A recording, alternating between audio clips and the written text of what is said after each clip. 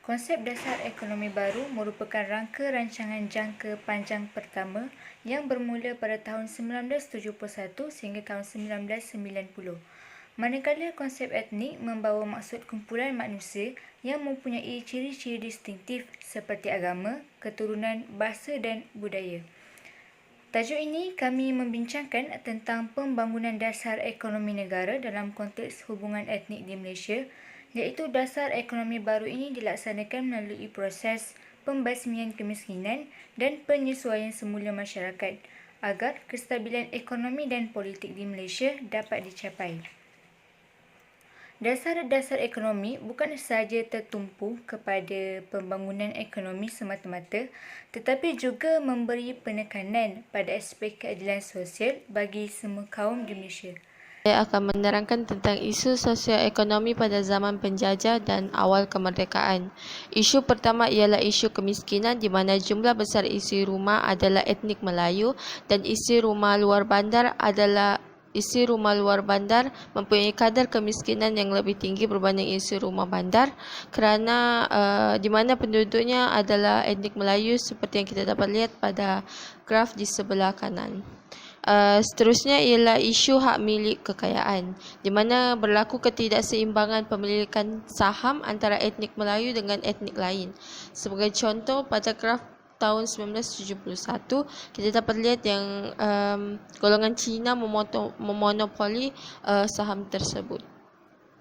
Seterusnya ialah isu guna tenaga dan pekerjaan di mana pada tahun 1970 etnik Melayu lebih kepada bidang pertanian dan perikanan, manakala etnik Cina dan India lebih memonopoli perdagangan borong dan runcit dan sektor-sektor profesional. Konsep modernisasi di Malaysia. Modernisasi ini dia boleh diterjemahkan ataupun diberi fahaman kan sebagai satu proses transformasi ataupun perubahan yang berlaku dalam segala aspek kehidupan di masyarakat. Dan perkara ini dia mengandungi dua komponen utama, yaitu ekonomi dan juga politik. Dalam segi ekonomi, pembangunan ekonomi ini adalah wujud untuk mewujudkan pembangunan ekonomi ini dia untuk mewujudkan sebuah masyarakat industri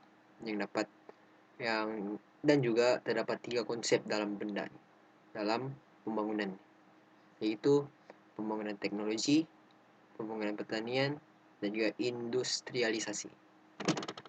Industrialisasi ini dia satu proses produksi yang dibuat secara besar-besaran dengan menggunakan teknologi yang canggih.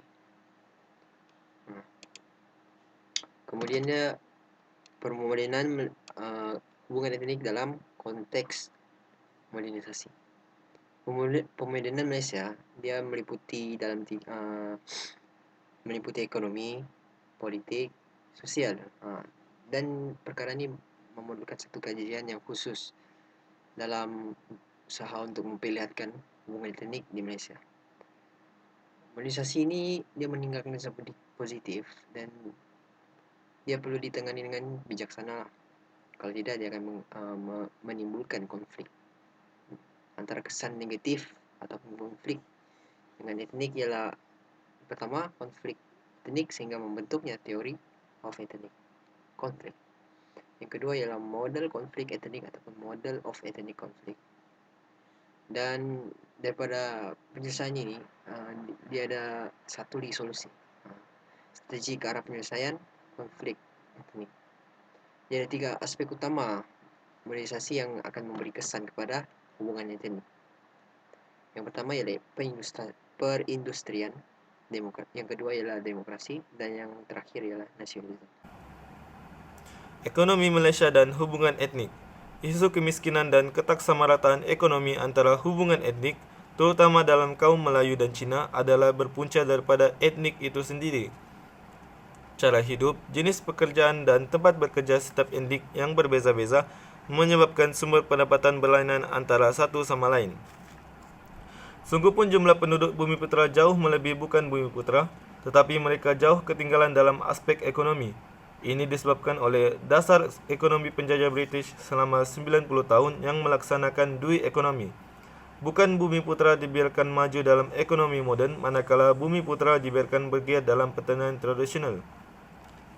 Menurut bancaan ekonomi yang dijalankan daripada tahun 1957 hingga 1970, purata pendapatan benar isi rumah meningkat menyebabkan ketaksamarataan pendapatan dalam masyarakat melebar. Oleh itu, jurang pendapatan antara yang kaya dan miskin meningkat, lalu menyebabkan jurang pendapatan antara luar bandar dan dalam bandar meningkat. Akhirnya berlaku ketaksamarataan ekonomi antara etnik. Peristiwa 13 Mei merupakan satu peristiwa hitam dalam sejarah negara kita. Berkaitan itu, kerajaan telah mengambil tindakan bagi mengkaji semula matlamat, strategi, dan program pembangunan negara. Selepas tahun 1970, program pembangunan negara adalah berasaskan rukun negara yang diisytiharkan pada 31 Ogos 1970. Kerajaan telah membentuk dasar ekonomi baru yang menjadi satu rangka rancangan panjang mencakupi tempo selama 20 tahun, melibatkan 4 rancangan 5 tahun Malaysia, yang dimulakan dengan Rancangan Malaysia 2 dan berakhir dengan Rancangan Malaysia 5. Objektif DEB secara keseluruhannya bermatlamatkan serampang dua mata, yaitu mengurangkan dan seterusnya membasmi kemiskinan, serta menyusun semula masyarakat untuk mengurangkan dan menghapuskan pengenalan kaum mengikut fungsi-fungsi ekonomi. Ini adalah jadwal yang menunjukkan sasaran dasar ekonomi baru bagi tahun 1990 di semenanjung Malaysia berbanding dengan keadaan sebenar ekonomi pada tahun 1970. Sasaran tersebut mementingkan penurunan dari segi kadar kemiskinan dan menyasarkan peningkatan bagi pemilikan ekuiti korporat bagi masyarakat Bumiputera dan bukan Bumiputera. Rancangan-rancangan pembangunan di bawah DEB adalah disusun dan dijalankan menerusi strategi serampang dua mata. Yang pertama, mengurangkan dan seterusnya membasmi kemiskinan dengan memperbanyakkan peluang-peluang pekerjaan kepada semua rakyat tanpa mengira kaum. Kemiskinan adalah sebab utama yang menimbulkan perasaan tidak puas hati di kalangan rakyat. Usaha telah dijalankan untuk menyelesaikan masalah sosial ekonomi dan proyek pembangunan telah dirangka supaya mewujudkan peluang pekerjaan untuk semua golongan rakyat yang menganggur dan memberi peluang perpindahan orang yang bekerja di sektor yang lebih rendah daya pengeluarannya kepada sektor yang lebih lumayan. Strategi yang kedua adalah menyusun semula masyarakat untuk mengurangkan dan seterusnya menghapuskan pengenalan kaum mengikut fungsi-fungsi ekonomi. Dalam mencapai matlamat penyusunan semula dasar ekonomi baru, strategi berikut telah disusun untuk meninggikan daya pengeluaran dan taraf kehidupan golongan miskin melalui proses memodernkan kawasan luar bandar. Selain itu, mengurangkan keadaan yang tidak seimbang dalam struktur guna tenaga yang terdapat sekarang ini dengan cara yang progresif dan menerusi pertumbuhan ekonomi seluruhnya supaya pada tahun 1990 kedudukan tenaga buruh mencerminkan bilangan kaum. Selepas dasar ekonomi baru diperkenalkan, ekonomi Malaysia telah berjaya menempuh beberapa kejayaan dan kejayaan ini dapat dibahagikan pada 3 aspek. Aspek yang pertama, kadar ekonomi yang meningkat. KDNK Malaysia pada tahun 1960 sehingga 2007 telah mencatatkan pertumbuhan antara 5% sehingga 85% dan Malaysia juga mampu menunjukkan pertumbuhan yang positif walaupun dalam keadaan kemelesetan ekonomi. Kemudian kadar kemiskinan. Malaysia berjaya dikurangkan dengan ketara iaitu daripada 52.4% sehingga 5.7% pada tahun 2004. Kemudian kemiskinan tegar juga dikurangkan daripada 3.9% sehingga 1.2%. Dan terakhir, kadar hidup yang meningkat. Aspek kesihatan juga meningkat seperti jangka hayat meningkat dan kadar kematian berjaya dikurangkan. Begitu juga dengan aspek pendidikan, pemilikan barang-barang keperluan asas dan penyediaan infrastruktur seperti jalan raya telah meningkat. Dan kejayaan ekonomi Malaysia ini telah mendapat pandangan positif daripada para pengkaji dan pemerhati ekonomi. Seperti Bank Dunia mengiktiraf ekonomi Malaysia sebagai salah satu negara yang tergolong dalam keajaiban ekonomi Asia Timur. Dan ekonomi Malaysia juga dikatakan antara kejayaan pembangunan ekonomi dalam masyarakat multi etnik yang mencapai pertumbuhan dengan agihan dan merupakan salah satu negara yang mempamerkan kisah kejayaan pembangunan. Isu dan cabaran dasar ekonomi yang pertama ialah ketaksamarataan pendapatan yang semakin melebar. Hanya tahun 1990 agihan pendapatan memperlihatkan keadaan yang semakin buruk dengan jurang pendapatan antara yang kaya dengan yang miskin semakin melebar semula selepas tahun 1990. Ketersamarataan agihan pendapatan juga didapati semakin buruk dalam kalangan kumpulan etnik semenjak tahun 1990. Ketersamarataan agihan pendapatan dalam kalangan etnik Melayu, Cina dan India semakin melebar. Yang kedua ialah pertubuhan atau agihan melalui falsafah pertubuhan dengan agihan Malaysia telah berjaya mencapai pertumbuhan ekonomi yang cukup besar. Namun, rekod kecemerlangan ekonomi Malaysia dari segi pertumbuhan tersebut tidak diiringi oleh agihan pendapatan yang lebih sama rata dalam masyarakat. Ketersamarataan antara etnik, antara wilayah negeri dan antara bandar dengan luar bandar menjadi dimensi agihan yang menuntut perhatian. Oleh itu, dapat disimpulkan bahawa aspek ekonomi dan etnisiti dalam kehidupan di Malaysia saling mempengaruhi antara satu sama lain.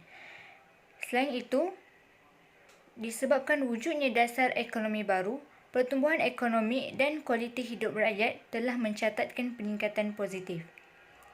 Seterusnya, pembangunan ekonomi Malaysia mempunyai kesan positif dalam konteks hubungan etnik. Dan akhir sekali, dasar ekonomi baru dilaksanakan bagi memastikan semua rakyat tidak mengira kaum dapat menikmati kehidupan yang lebih baik di Malaysia. Saya akan membentangkan tentang perkongsian budaya iaitu etnik Kadazan Dusun. Mengenai makanan tradisional mereka dan pakaian tradisional mereka. Pertama sekali ialah makanan tradisional. Apakah makanan tradisi etnik ini? Yang pertama ialah hinawa. Hinawa berasal daripada bahasa dusun yang bermaksud ikan tenggiri dimasak tanpa menggunakan api. Diperbuat daripada ikan segar yang dicampurkan dengan biji buah bambangan yang telah diparut, kemudian dimasak dengan menggunakan perahan jus limau sama ada limau nipis atau limau kasturi. Ini ialah contoh hinawa. Seterusnya ialah bambangan. Bambangan adalah buah bermusim dan dia adalah sejenis buah yang berbentuk bulat dengan kulitnya yang berwarna coklat tetapi isinya berwarna oranye. Dihidangkan dengan mencampurkan lada yang telah dihiris bersama ikan basong. Ini adalah bambangan. Seterusnya ialah tuhau. Tuhau dibuat dengan menggunakan tunas pokok renek spesies Ettlingera coccinea yang menyerupai halia. Ia dipotong dadu kecil-kecil, dicampurkan dengan cili dan daun bawang yang dihiris halus-halus dan diperam menggunakan garam dan cuka. Ini adalah tuhau. Dan seterusnya ialah bosou. Bosou merupakan makanan yang menyerupai jeruk dan kebiasaannya dihasilkan daripada ikan atau dari daging mentah hasil pemburuan. Seterusnya saya akan membentangkan tentang pakaian tradisional. Apakah pakaian tradisi etnik ini? Pakaian tradisional mereka ni adalah berbeza dari segi daerah. Yang saya peroleh ini ialah daripada daerah Tambunan yang diberi nama Sinimbayana atau Siniom Bayaka digelarkan. Dan ini adalah contohnya.